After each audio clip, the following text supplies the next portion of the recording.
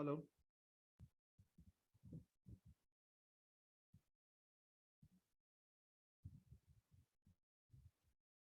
Hello.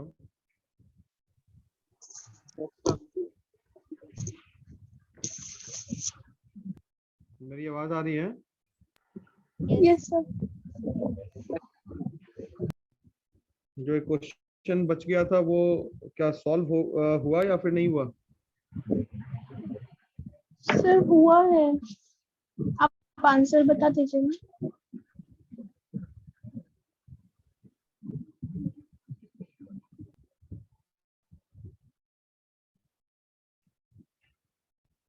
Question solve हो गया है? Yes sir. गुड। सर उसमें वर्किंग कैपिटल 70,000 नेगेटिव हो रहा है, मतलब डाउन है। हाँ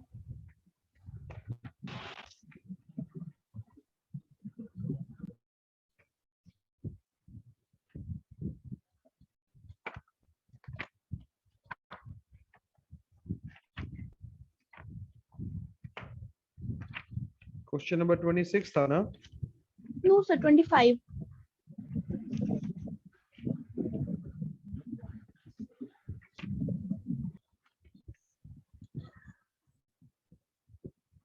ट्वेंटी फाइव।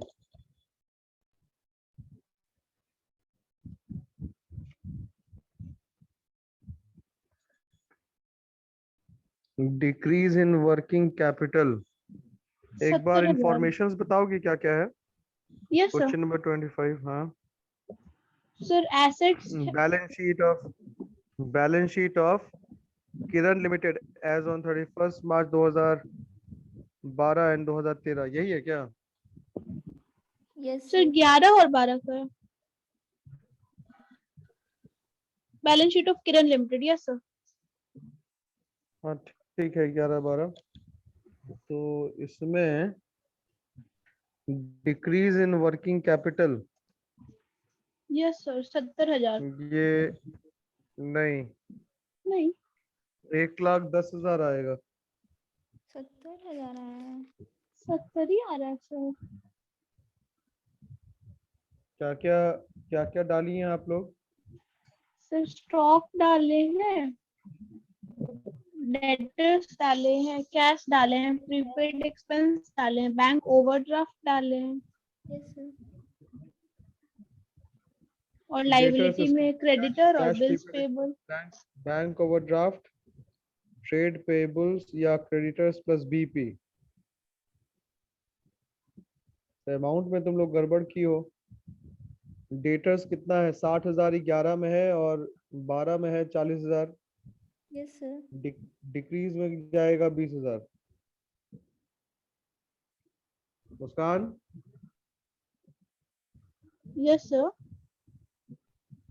उसका स्टॉक में है सर एक यही लाख की बीस है। हजार स्टॉक में 1,20,000 और 80,000। 2011 में, और 80,000 12 में, यानी कि ये भी डिक्रीज में जाएगा 40,000। यस उसके सर। बाद कैश 12,000 और 5,000, ये भी डिक्रीज में जाएगा 7,000। प्रीपेड एक्सपेंसेस 2011 में 8,000 है, 12 में नील है, तो प्रीपेड एक्सपेंस एसेट घट गया, यानी कि 8,000 हो गया। उसके बाद बैंक ओवरड्राफ्ट है 80,000 और 1,20,000, लाइबिलिटी बढ़ गई, यानी कि ये भी डिक्रीज में जाएगा 20,000। सर ठीक है। एसेट्स है उसका ना, तो ट्रेड, एसेट्स तो बढ़ रहा है ना। बैंक ओवरड्राफ्ट लाइबिलिटी है ना, पिछले पिछले क्वेश्चन में भी बताए थे ना, बैंक यही ओवरड्राफ्ट गलत हो लाइबिलिटी गया होती सर। है। बैंक ओवरड्राफ्ट ऐसे भी तो देखो, बैलेंस शीट में किस साइड दिया हुआ है बैंक ओवरड्राफ्ट, मुस्कान? फिर इसमें तो एसेट साइड दिया है। तो एसेट बैलेंस शीट में साइड तो अगर, लाइबिलिटी साइड होना चाहिए सर। अरे तो एसेट साइड में लेकिन लिख तो दिया ना बैंक ओवरड्राफ्ट। बैंक ओवरड्राफ्ट का मतलब क्या हुआ? ओवरड्राफ्ट का मतलब क्या हुआ? बैंक मतलब जो, बैलेंस है, यस सर, उससे बैंक ज्यादा बैलेंस निकाल दिया हुआ है लिए। ना। हाँ, तो उससे ज्यादा निकाल लिए, कितना है उससे ज्यादा निकाले। तो बैंक ओवरड्राफ्ट लाइबिलिटी 80,000 है और 1 लाख है, तो लाइबिलिटी बढ़ गया तो ये भी डिक्रीज में जाएगा। उसका ट्रेड पेबल यानी कि क्रेडिटर्स प्लस बिल्स पेबल दोनों को जोड़ के 60,000 और 75,000, 15,000।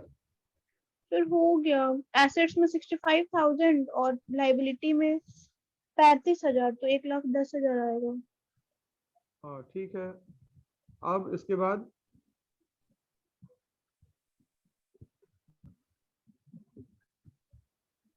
फिर इसके सारे बाद फिर लोग का तो फंड कैमरा फ्लो बंद ही है, स्टेटमेंट के। सारे लोग का कैमरा बंद है, किसी भी है, कोई भी ऐसा स्टूडेंट नहीं है जिसका कैमरा ओपन है। सबको पीडीएफ देख रहा है क्या? इसलिए सबका कैमरा ऑफ है। कैमरा क्यों ऑफ है सारे लोगों का? प्रियांशु, प्रियांशु। यस सर, सब पीडीएफ देख रहे थे। अच्छा ठीक है। तो उसके बाद क्या बनाना होगा?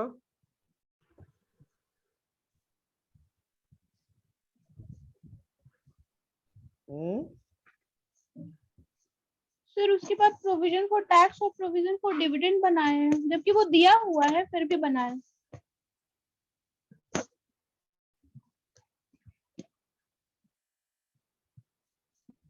Hello,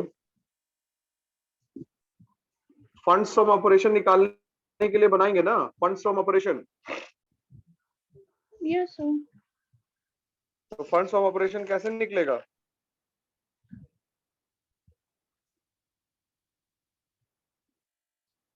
sir fund from operation के लिए प्रोविजन फॉर टैक्स और प्रोविजन फॉर डिविडेंड बनाए हैं, और फिक्स्ड एसेट्स अकाउंट बनाए और शेयर कैपिटल अकाउंट बनाए।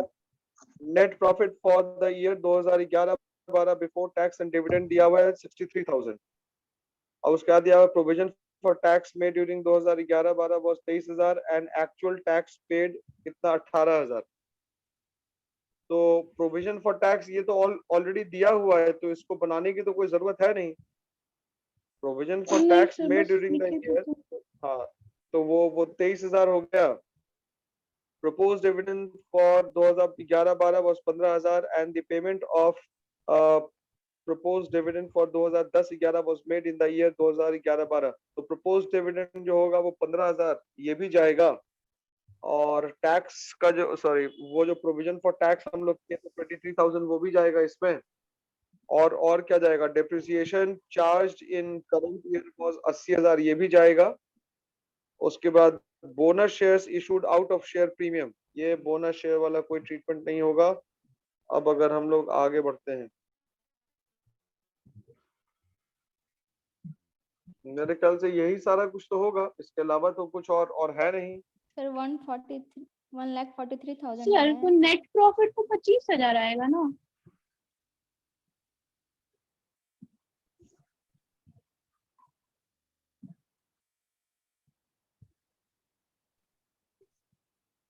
क्या बोल रही हो?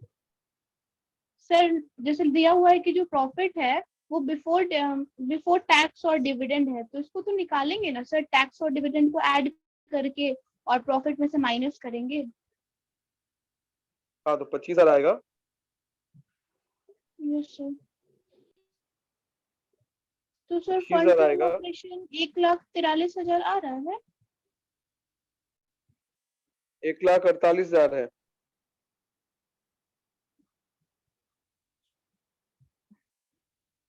गुडविल का भी तो वैल्यू घट गया ना। गुडविल रिटर्न ऑफ देखो बैलेंस शीट में। Yes sir 5,000। बैलेंस शीट में गुडविल का भी वैल्यू घट गया। गुडविल एसेट साइड में देखो, गुडविल का वैल्यू घट गया है ना। Yes sir. तो गुडविल रिटर्न ऑफ 5,000, तो 143 प्लस 5 148। यस हो सर। गया। अब फंड स्टेटमेंट बनाओ, जल्दी करो।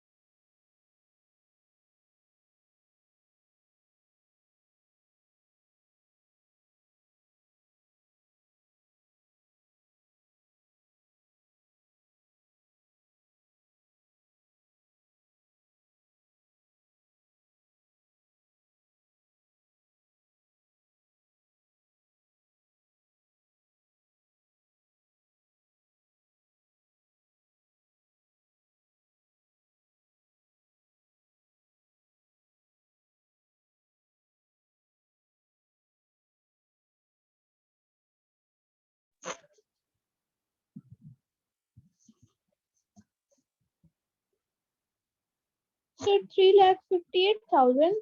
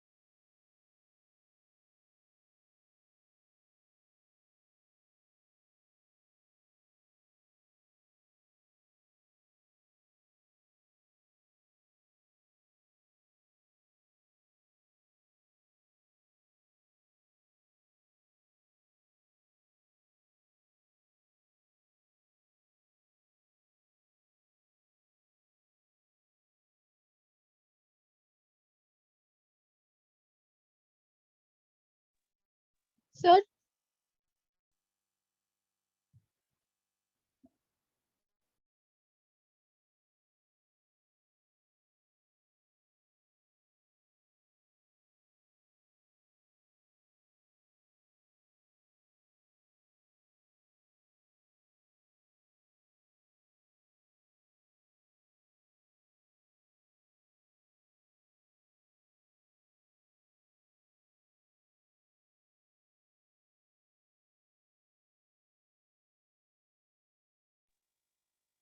हेलो,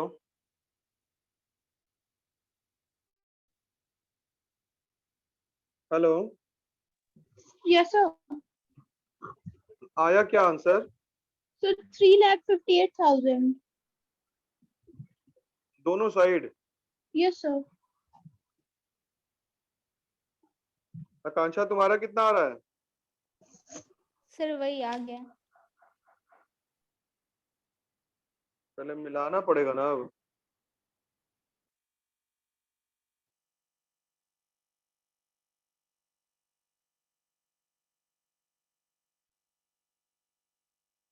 सोर्सेस साइड में फंड्स फ्रॉम ऑपरेशन जाएगा Yes, sir. Yes sir. और decrease in working capital Yes, sir. और Issue of share issue capital. Of share capital कितना? 1 लाख क्या? Yes, sir. ठीक है, यानी कि ये हो गया कितना? 1 48 और 1 10, 2 58 और 3 58। Yes, sir. Yes sir. उसका टैक्स हम लोग पे करेंगे। Payment Yes, of sir. Tax जो क्वेश्चन में 18,000. लिखा है ऊपर, एडिशनल इंफॉर्मेशन। Yes, sir. उसके बाद हम लोग डिविडेंड दे रहे हैं Dividend. 2010-11 का 2012 में। Yes, sir. कितना है? 30,000 है। उसके सर बाद हम 10,000 लोग ना? इन्वेस्ट, हाँ सॉरी 10,000। उसके बाद परचेज ऑफ इन्वेस्टमेंट भी होगा, इन्वेस्टमेंट का भी वैल्यू बढ़ गया है 50,000। 50,000, ठीक है। न्यू परचेज है और क्या? फिक्स 80,000। एसेट, इसका purchase 80,000। New purchase. Purchase of fix asset ना? Yes sir. Yes sir. 80,000, हाँ ठीक है, 80,000 हो जाएगा। तो अब सबको ऐड करो। और डिबेंचर वगैरह भी और है क्या सर, कुछ यस सर, लाइबिलिटी साइड में? डिबेंचर्स 2 लाख। रिडीम कर दिया डिबेंचर को? Yes sir.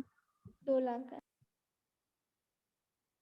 2 लाख 2011 में था, 2012 में कुछ भी नहीं है क्या? 2 लाख, ठीक है। तो 2 लाख ये हो गया, 2 और 50 2.5 लाख, 2.5 लाख और 80,000 3,30,000, 340 और 18 358। वेरी गुड, बन गया। तो समझ में आया मुस्कान? Yes sir. सर इसमें बस एक डाउट था कि एडिशनल इंफॉर्मेशन में दिया था कि पेमेंट ऑफ प्रोपोज डिविडेंड जो 2011-12 में है और 2010-11 का पेमेंट इस साल हुआ है, उसमें क्या करना था? वही तो, उसमें कुछ नहीं करना था। जो करंट ईयर का जो था 11-12 वाला, उसको फंड सम ऑपरेशन निकालते समय ऐड करना था।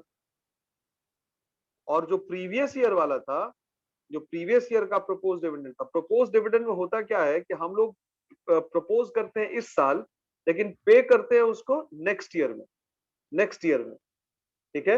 और इस साल जो हम लोग प्रपोज करेंगे उसको कहां से निकाल के लेके आएंगे? उसको हम लोग लेके आएंगे मतलब प्रॉफिट लॉस अकाउंट को करते हैं, तो वहां से पैसा निकलता है, प्रपोज डिविडेंड प्रपोजल देते हैं।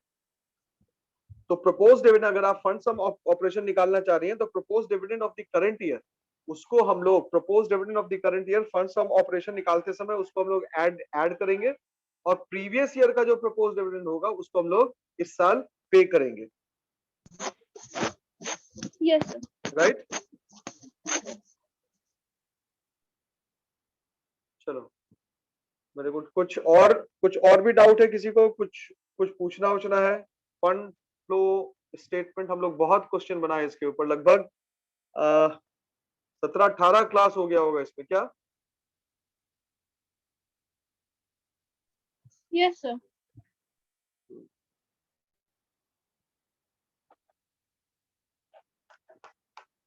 तो कुछ इंपॉर्टेंट चीजें जो आप लोगों को याद रखनी है फंड फ्लो स्टेटमेंट पे। सबसे पहला कि फंड फ्लो स्टेटमेंट या फंड्स का फ्लो कब होगा? When will the flow of funds take place? When will the flow of funds take place?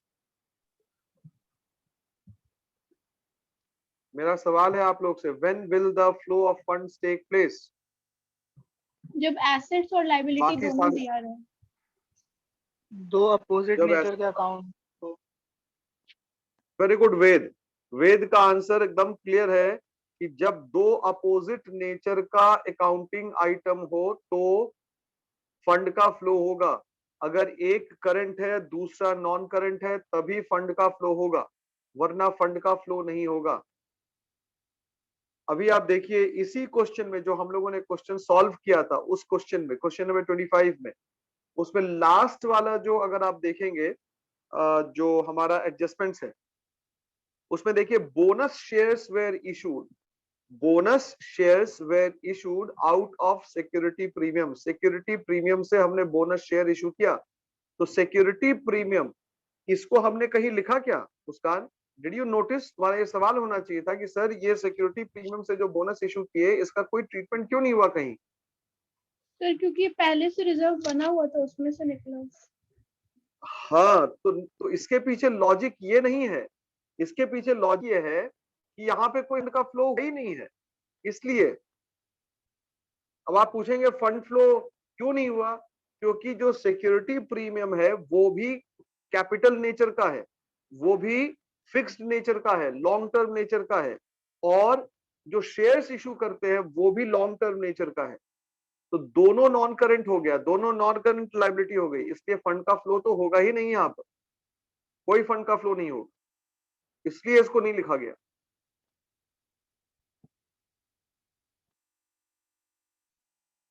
Is it clear class? Yes, sir. Yes, sir.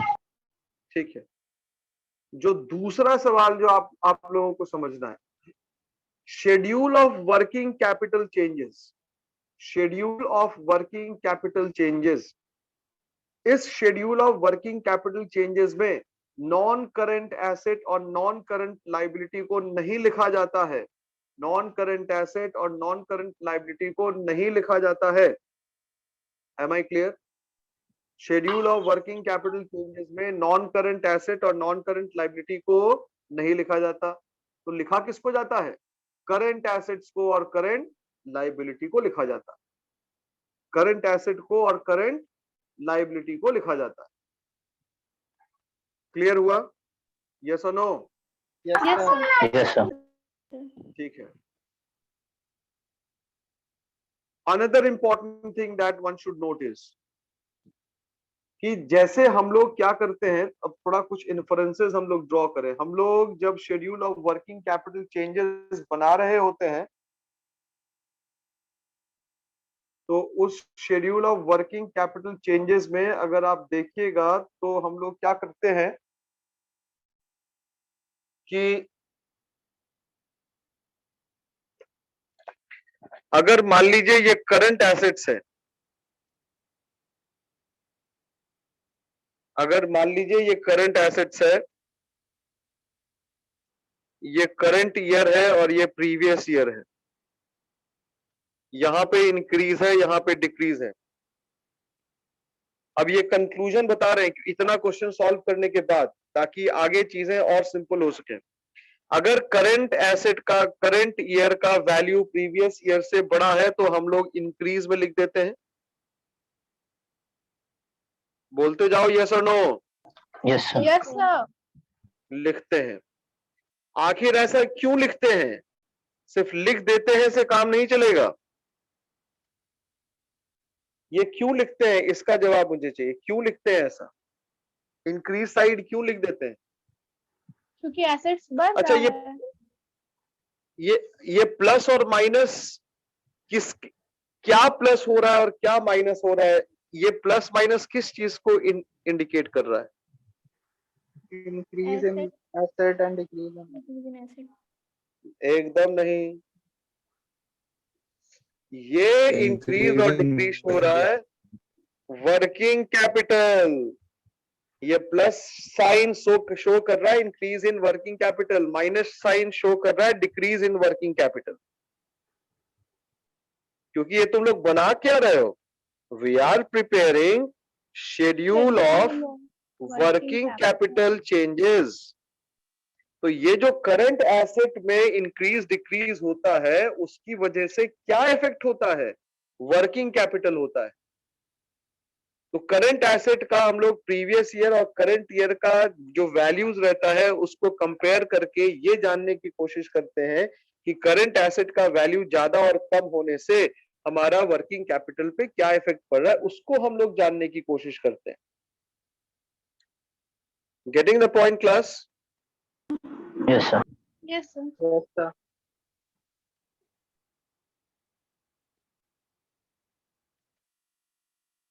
तो अब यहां पर जो दूसरी बात निकल के आती है सामने कि हम लोग जो ये करंट एसेट जैसे ही मेरा इंक्रीज कर गया या करंट एसेट का वैल्यू प्रीवियस ईयर से ज्यादा है, तो उसको हम लोग क्या मान लेते हैं? इंक्रीज मान लेते हैं। मतलब हमारा वर्किंग कैपिटल इंक्रीज कर गया, इसलिए प्लस में लिखते हैं। लेकिन अगर मेरा करंट ईयर का वैल्यू करंट एसेट्स का कम है, प्रीवियस ईयर का ही वैल्यू ज्यादा है, यानी कि प्रीवियस ईयर में करंट एसेट ज्यादा था, करंट ईयर में वो करंट एसेट कम हो गया, तो वर्किंग कैपिटल बढ़ेगा या घटेगा? घटेगा। घटेगा।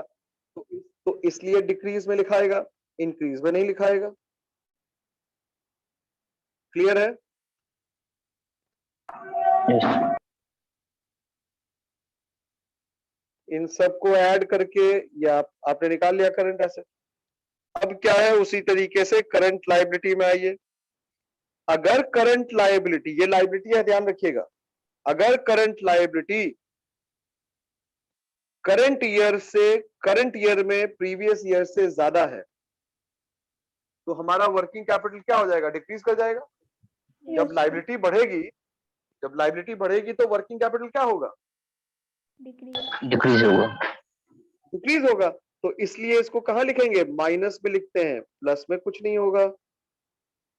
लेकिन जब मेरा करंट लायबिलिटी करंट ईयर में प्रीवियस ईयर से कम हो गया, तो अगर मेरी लायबिलिटी घट गई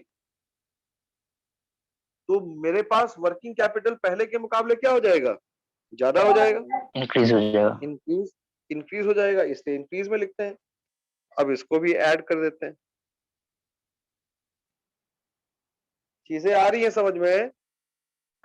यस सर। Yes sir. हाँ, तो अब तक ये जो प्लस माइनस लिख रहे थे, मुझे पता था तुम लोग के दिमाग में यही होगा, इसलिए मैंने इस चीज को क्रॉस चेक किया और समझाया। ये जो प्लस और माइनस हो रहा है, ये क्या हो रहा है, this plus and minus is not indicating the changes in current asset and current liability, rather it is indicating as a result of increase and decrease in current liability what effect it has on the working capital of the business. Am I clear? Yes sir. ठीक है, अब आगे बढ़ते हैं। सबसे important चीज, proposed dividend।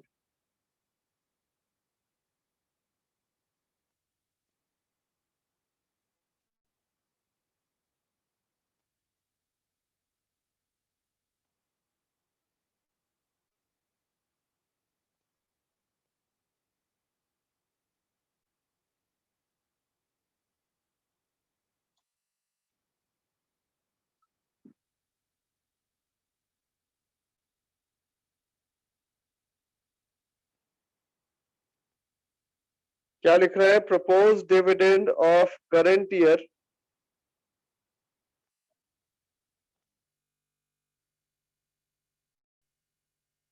of previous year, लिखते हैं, of previous year is paid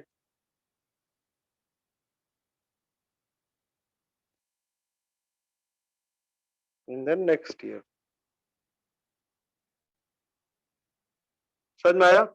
previous year का propose dividend next year paid करना। नेक्स्ट ईयर मतलब क्या हो गया, करंट ईयर हो गया। पिछले साल का प्रपोज डिविडेंड हम लोग क्या करेंगे, करंट ईयर में पे करेंगे। करंट ईयर का प्रपोज डिविडेंड कब पे करेंगे, नेक्स्ट ईयर। नेक्स्ट ईयर पे करेंगे। ठीक है, अब आगे देखिए, next point,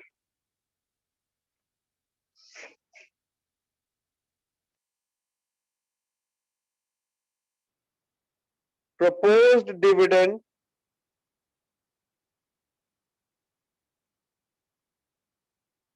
of the current year is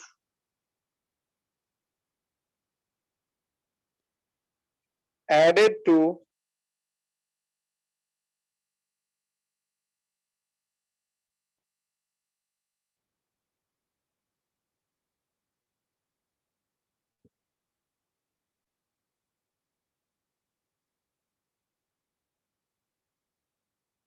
non operating expense. किसमें ऐड करते हैं, किसमें ऐड करते हैं, non operating expenses. Non operating expenses में ऐड करते हैं।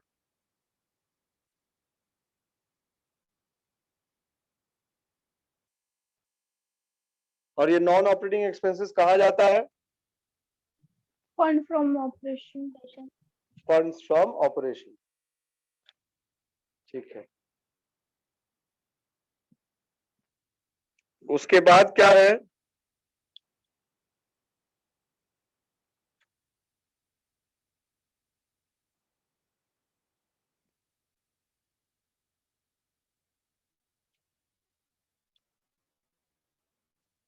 proposed dividend of previous year. Proposed dividend of previous year is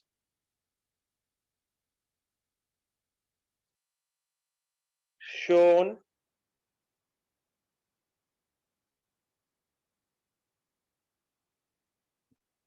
at the users side. किस साइड में दिखा देते हैं इसको? यूजर्स साइड में दिखा देते हैं. क्लियर है? किस साइड दिखाते हैं? Uses side. Fund flow statement के यूजर्स साइड में दिखा देते हैं.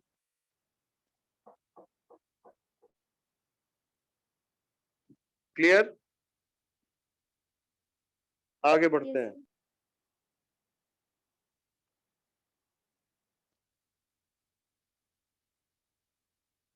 Provision for taxation.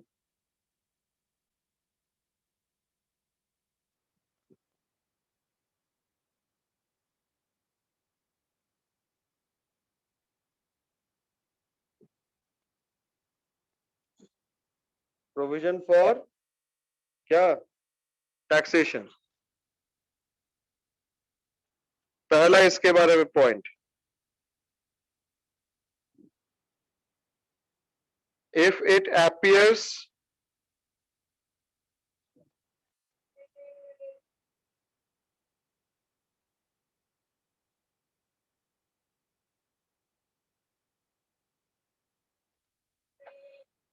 at the liability side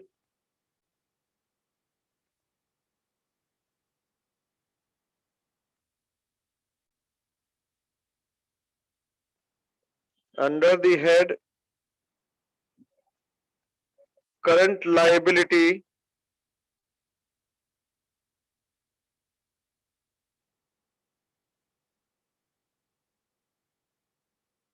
it is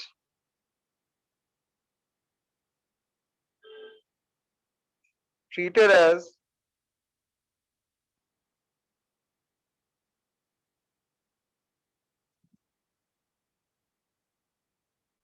current liability and shown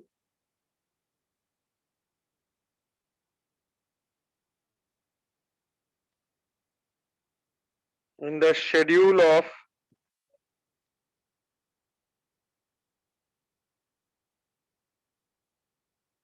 working capital changes.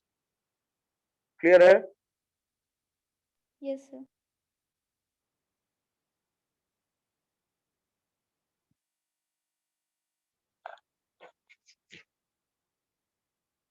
Clear है ना ये? Yes, sir. दूसरा,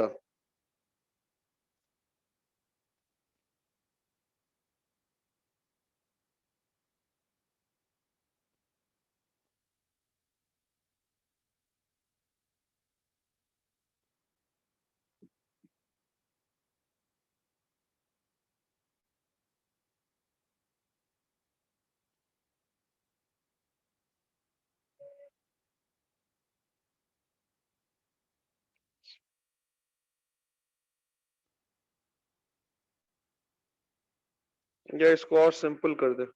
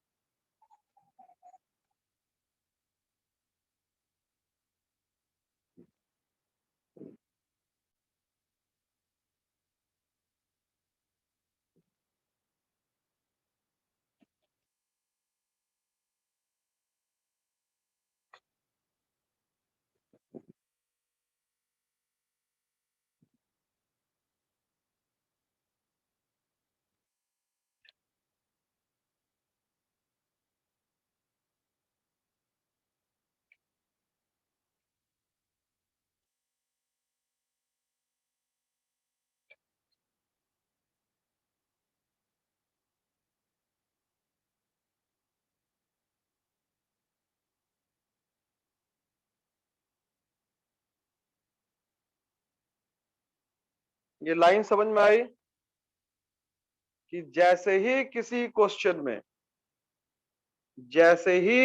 क्वेश्चन में प्रोविजन फॉर टैक्स या टैक्स से रिलेटेड कोई एडिशनल इंफॉर्मेशन दे दिया गया, आप आंख बंद करके प्रोविजन फॉर टैक्स को क्या मान लें?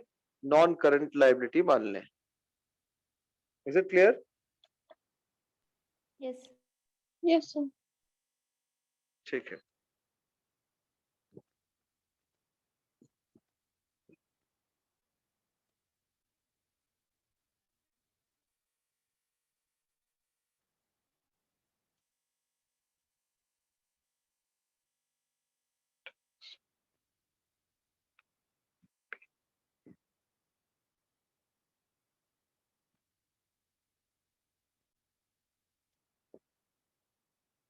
इंफॉर्मेशन ऑन टैक्स किस किस तरीके का हो सकता है? देखिए, number A,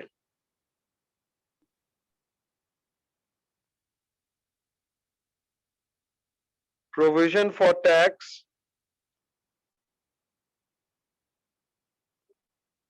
made during the year.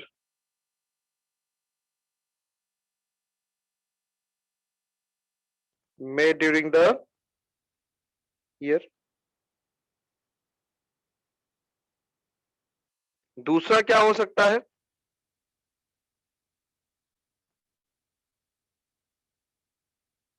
Tax पे during the year.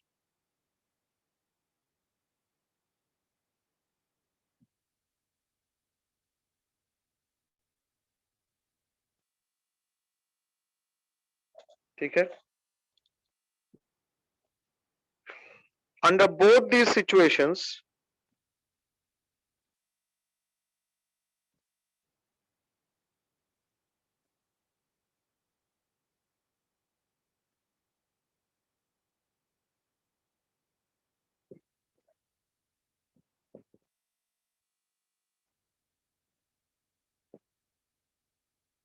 a provision for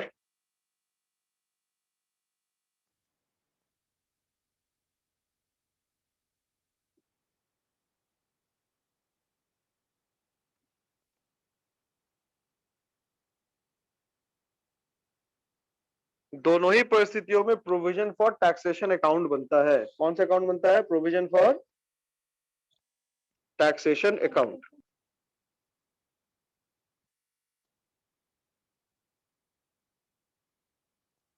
In case A,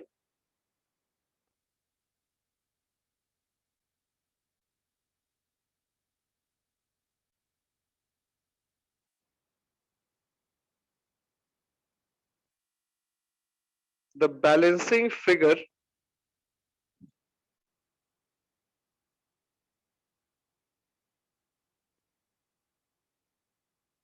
of the account is tax paid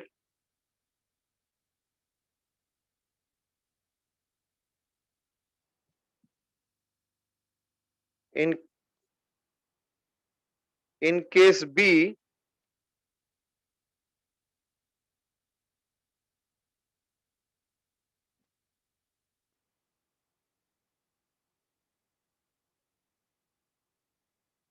the balancing figure is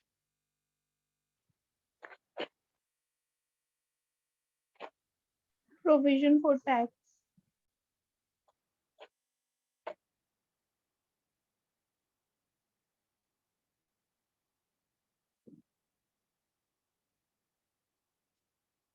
is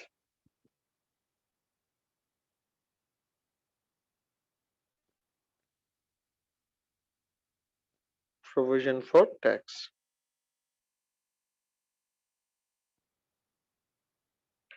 अब क्या है? Provision for tax for the current year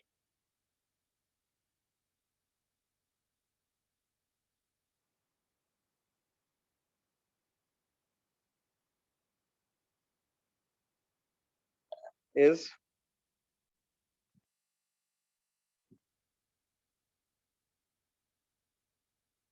a non-operating expense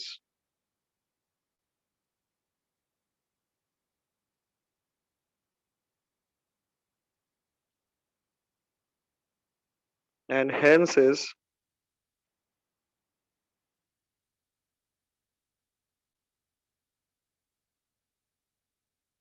used for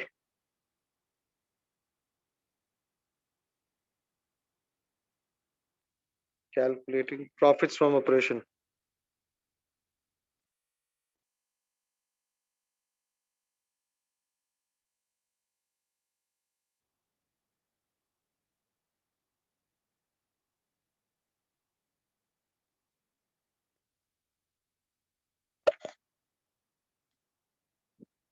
Taxes paid during the year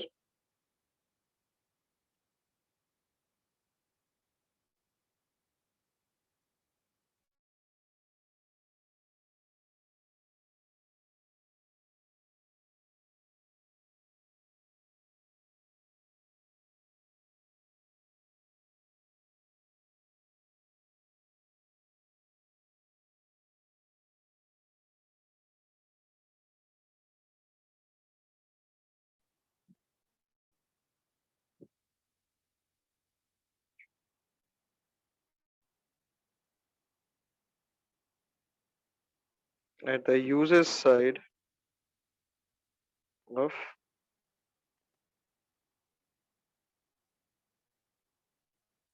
funds flow statement.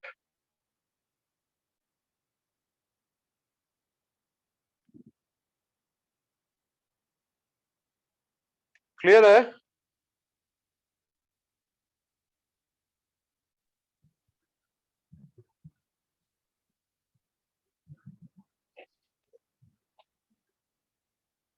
Yes, sir. इसमें एक line और हम लोगों को लिखना पड़ेगा.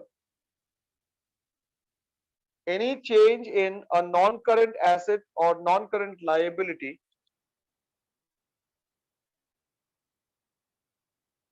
any change in a non-current asset or non-current liability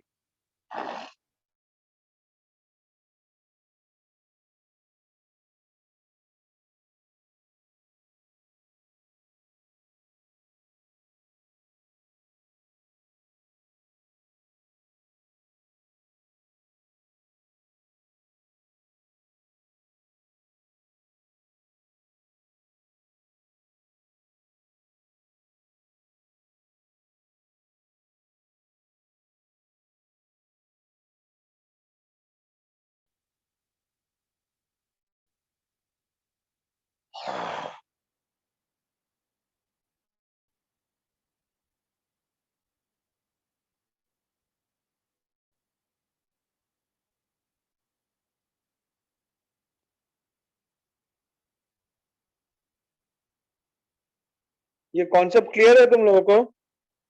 No, जो अभी sir. लास्ट में जो हम लोगों ने लिखा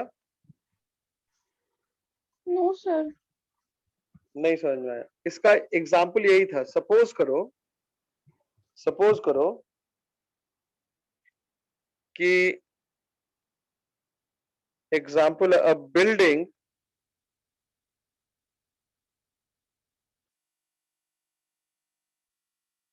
was purchased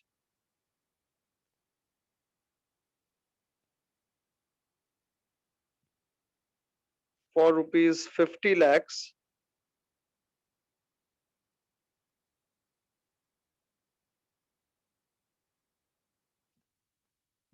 against which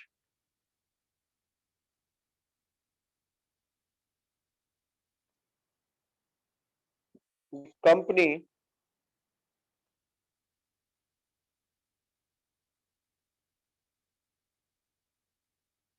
issued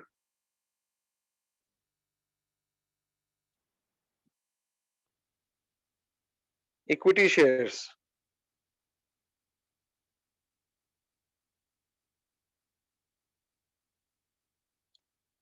क्या मतलब हुआ इसका? इस लाइन का क्या मतलब हुआ?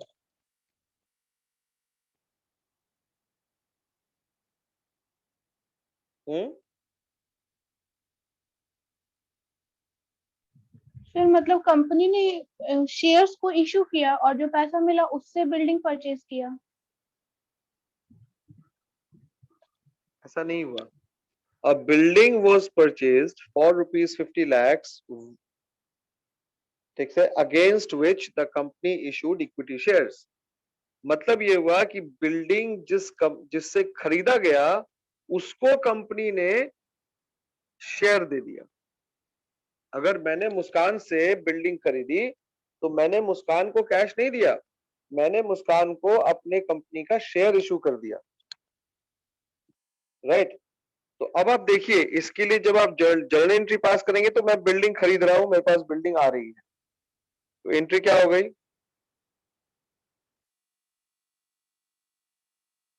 Building account debit 50 lakhs। तो बिल्डिंग का नेचर क्या है, बिल्डिंग कौन सा एसेट है, what type of asset building is, Fixed. Fixed asset. तो बिल्डिंग आप कह रहे हैं कि भाई फिक्स्ड एसेट है, ठीक है, फिक्स्ड एसेट है। तो इसको जो आपने खरीदा, इसके बदले में आपने क्या इशू किया, fixed asset. Shares. Share issue किया। तो जो Yes. आप शेयर इशू कर रहे हैं तो वो शेयर भी क्या है, टू शेयर कैपिटल। आपने शेयर इशू किया तो आप लिख रहे हैं टू शेयर कैपिटल। ये शेयर कैपिटल भी तो फिक्स्ड लायबिलिटी है ना। Yes sir. तो जैसा अभी वेद से भी मैंने पूछा तो वेद ने भी आंसर दिया था उस वक्त कि दोनों जब डिसिमिलर नेचर का होगा तभी फंड का फ्लो होगा। तो यहाँ पे तो डिसिमिलर नेचर है नहीं, ऊपर बिल्डिंग भी फिक्स्ड एसेट है और ये भी फिक्स्ड लायबिलिटी है, दोनों का नेचर तो फिक्स्ड ही हो गया। तो ऐसी हालत में फंड का फ्लो नहीं हो सकता, इस सिचुएशन में फंड का फ्लो नहीं होगा। कोई दिक्कत है?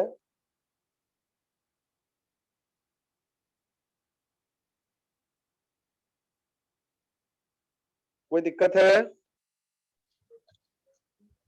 No sir.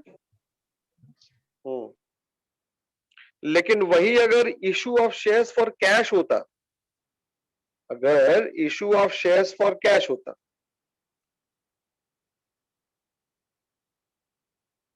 Issue of shares for अगर कैश होता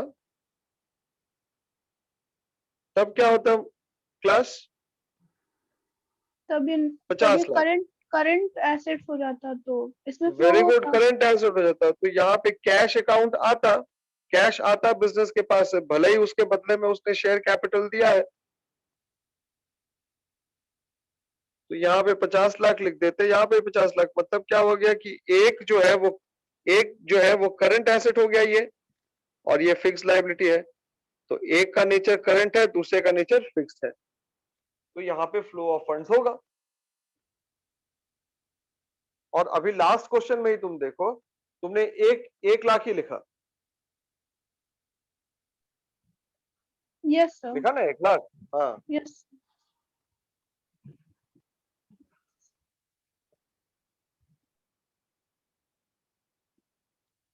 और तो मेरे ख्याल से कुछ डाउट होना नहीं चाहिए इसमें, कि अभी भी डाउट है कुछ?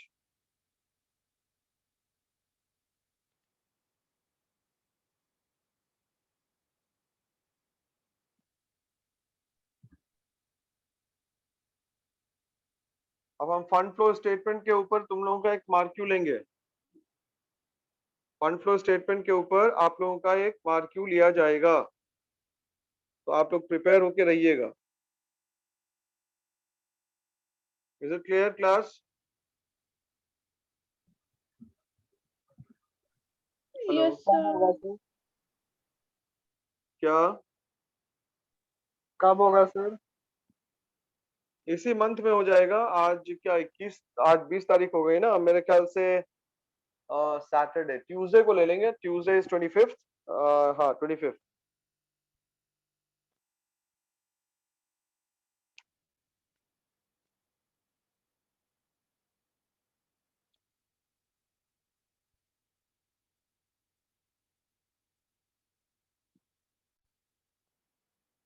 मनी कुमार, तुम अनम्यूट कर सकते हो अपने आप को, बोलो। यस सर, एक क्वेश्चन था। एक क्वेश्चन देखे तो वहां पर प्रपोज डिविडेंड ओपनिंग बैलेंस भी दिया हुआ था और क्लोजिंग भी दिया हुआ था, और उसके अलावा कुछ नहीं दिया हुआ था। तो उसका लेजर क्या बनेगा? बाय बैलेंस BD 42,000 और टू बैलेंस CD उसका 50,000। उसका उसका कोई लेजर नहीं बनाना है। क्यों? अभी हम क्या लिखे थे? अभी हम क्या लिखे थे ये बताओ। कैमरा ऑन करो। जी सर। अभी प्रपोज डिविडेंड के ऊपर जो मैंने नोट्स लिखा था, मैंने क्या लिखवाया था देखो तो।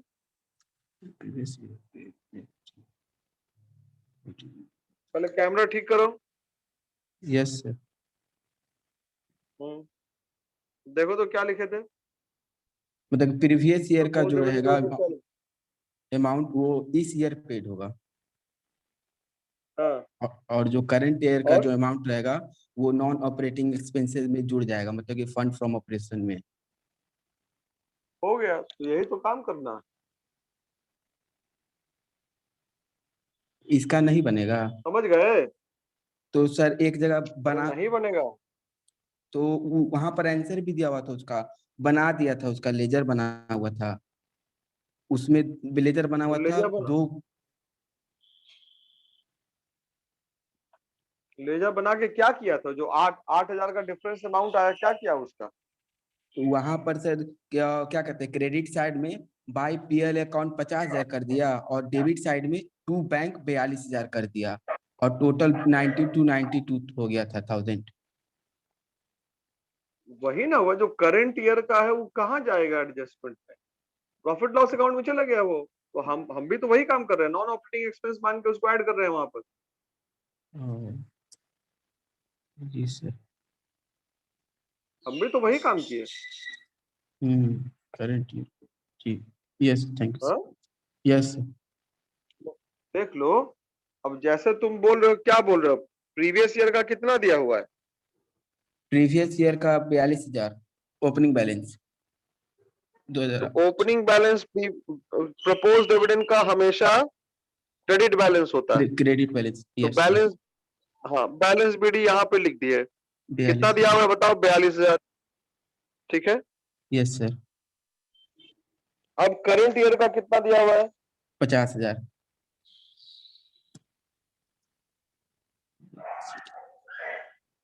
50,000। अब करंट ईयर का बैलेंस दिया 50,000।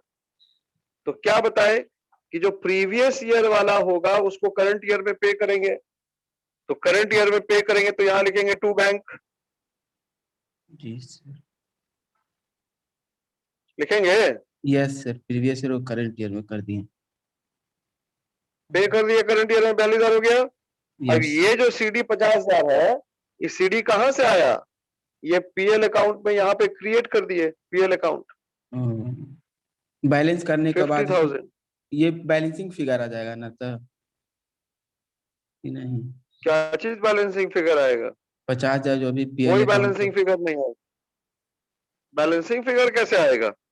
बैलेंसिंग फिगर का इसमें कोई जरूरत नहीं है। ये तो अपने आप बैलेंस हो गया। अरे प्रीवियस यस। ईयर वाला जो 42,000 था उसको करंट ईयर में पे कर दिए। Yes sir. और इस साल का जो क्लोजिंग बैलेंस है, ये बैलेंस कहां से आया? हमने इस साल इसको प्रोवाइड कर दिया यहाँ पे यस सर। PL अकाउंट को। यस। जी। समझ गए? Yes sir. Yes, thanks.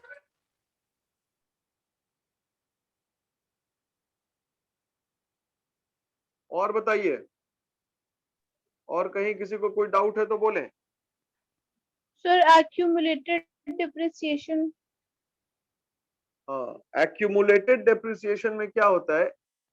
जब भी किसी क्वेश्चन में, मुस्कान कैमरा ऑन करो, जब भी किसी क्वेश्चन में एक्यूमुलेटेड डेप्रिसिएशन दिया रहता, ध्यान से सुनना, जब भी किसी क्वेश्चन में एक्यूमुलेटेड डेप्रिसिएशन दिया रहता है, इसका मतलब क्या हुआ कि वो जो फिक्स्ड एसेट बैलेंस शीट में दिख रहा है, वो फिक्स्ड एसेट डिप्रिसिएशन माइनस करने के बाद नहीं है, वो कॉस्ट पे दिख रहा है। हमने डिप्रिसिएशन माइनस उसमें से नहीं किया। Is it clear? Is it clear? Yes sir. Yes sir. Basic difference बस यही है। तो वैसी हालत में क्या करेंगे, जो सीधा एक्यूमुलेटेड डेप्रिसिएशन अकाउंट है उस एक्यूमुलेटेड डेप्रिसिएशन अकाउंट से बाकी सारा काम कर देना है, उसी से निकाल लेंगे उसका डिफरेंस से कि भाई इस साल का डेप्रिसिएशन कितना हुआ।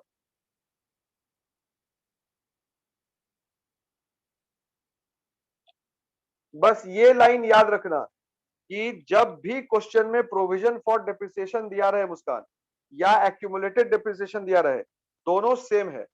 अगर ऐसा दिया रहेगा तो बैलेंस शीट में जो एसेट दिख रहा है वो एसेट हमेशा अपने ओरिजिनल कॉस्ट पे दिखेगा, डिप्रिशिएटेड वैल्यू पे वो नहीं दिखता। It is not shown at the depreciated value. Yes sir. Clear?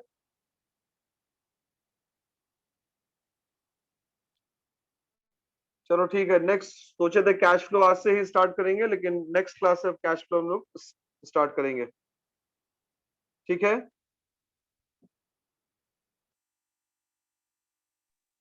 Yes, sir.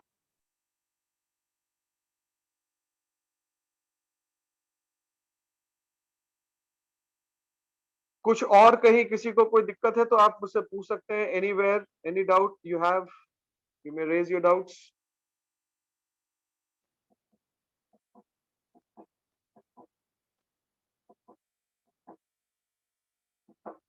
देख लो पूरा, एक बार रिवाइज कर लो कहीं से एकदम अच्छे से, एनीवेयर कहीं पे भी दिक्कत है तो बोलो।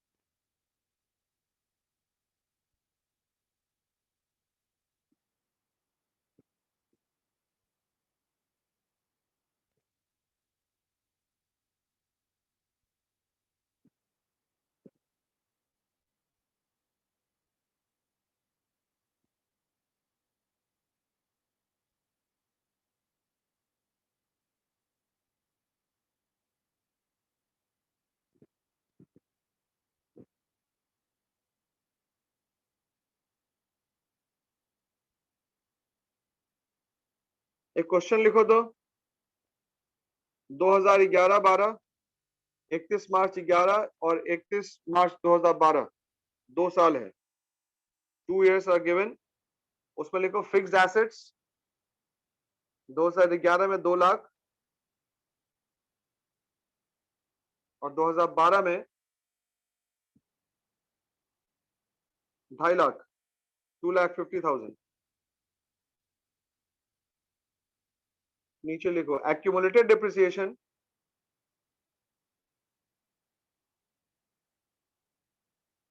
एक्यूमुलेटेड डिप्रिसिएशन 20,000 और 25,000।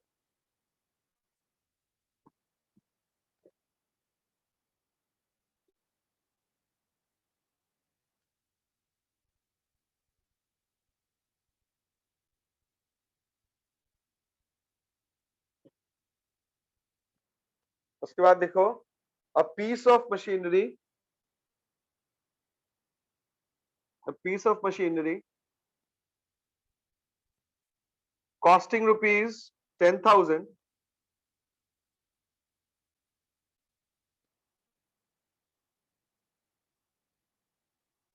accumulated depreciation 3,000 was sold for rupees 5,000। कैसे बनाएंगे, कहां कहां ट्रीटमेंट करेंगे, बताओ तो फटाफट।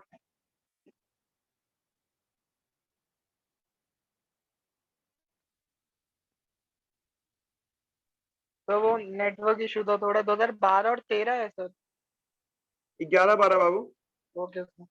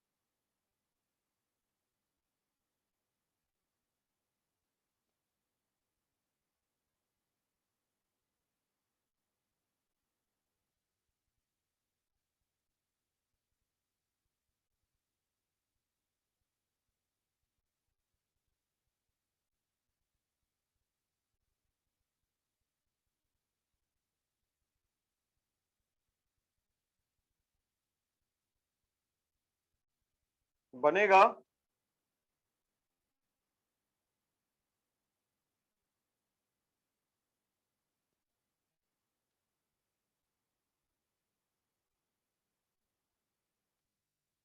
क्लास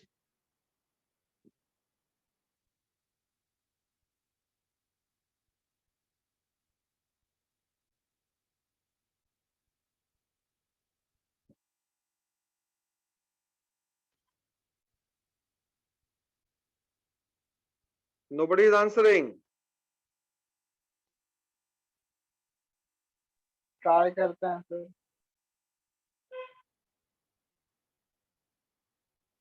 मुस्कान यस सर, बना रहे हैं। क्या हुआ?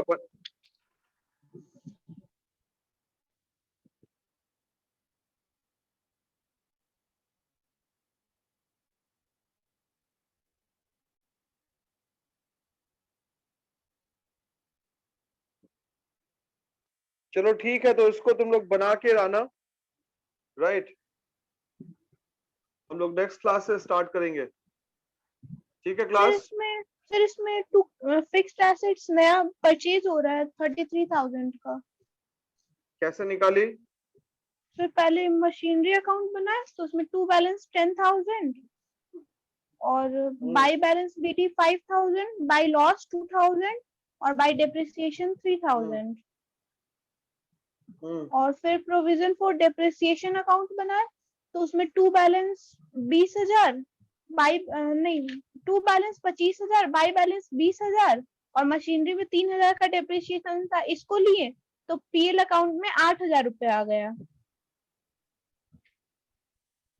और सिर्फ उसके बाद सिर्फ ठीक फिक्स है। एसेट्स अकाउंट बनाए तो टू बैलेंस में 2 लाख, बाय बैलेंस में 2.5 लाख और बाय एसेट्स डिस्पोजल अकाउंट में 8,000, तो इस साइड 258 आ रहा था, तो 58,000 का बस यही तो एसेट डिस्पोजल में 8,000 क्यों आएगा? एसेट डिस्पोजल तो 10,000 जाएगा ना उसका, यही तो तुम गलती कर दी। एसेट डिस्पोजल तो 10,000 का है, का एसेट जा रहा है ना। 10,000 कॉस्ट Yes, पे sir. बार बार बता रहे हैं, कॉस्ट पे दिखाएगा हमेशा, कॉस्ट पे, ऑलवेज एट कॉस्ट। तुमने उसमें 2,000 रुपीज का लॉस को माइनस कर दिया, उससे क्या फर्क पड़ता है? लॉस में गया क्या, कॉस्ट कितना गया? 10,000 का। 10,000 का, इससे तो कैश 35,000। में 60,000। कैश में 7,000। 60। हाँ ठीक है, चलो ठीक है क्लास, फिर हम लोग नेक्स्ट क्लास से स्टार्ट करेंगे कैश फ्लो स्टेटमेंट।